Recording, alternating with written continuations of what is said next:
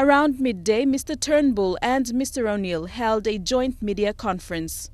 Prime Minister Peter O'Neill began by expressing sympathy for Australian citizens affected by Cyclone Debbie and the floods. On the Manus Regional Processing Centre, Mr. O'Neill said they are working to have the centre closed. He said some refugees were resettled in PNG, with business houses willing to take in professionals who are able to work in PNG. But as you know, many of the refugees are not willing to settle in PNG. We cannot force people in a resettlement exercise when they are not able to accept our offer. But if a third country is willing to accept their resettlement, we are quite happy to participate in that. Yeah. Mr. Turnbull thanked Mr. O'Neill for PNG's continued cooperation in the fight against people smuggling, saying they will continue to work together to close the regional processing centre by the end of the year. We have succeeded in stopping the scourge of people smuggling.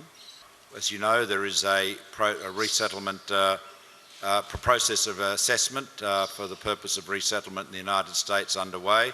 And we look forward to the conclusion of that work by the United States authorities. Ongoing trade and investment issues between both countries were also discussed. Mr. O'Neill said Australia is by far the largest investor in PNG. He admitted that the country's revenues have been affected by global commodity prices.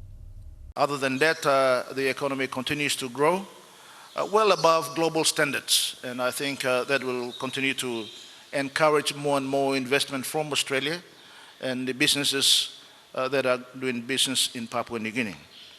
Mr. Turnbull said the economic relationship brings huge benefits to both countries. PNG is the largest recipient of Australian aid, over $500 million a year. It's supporting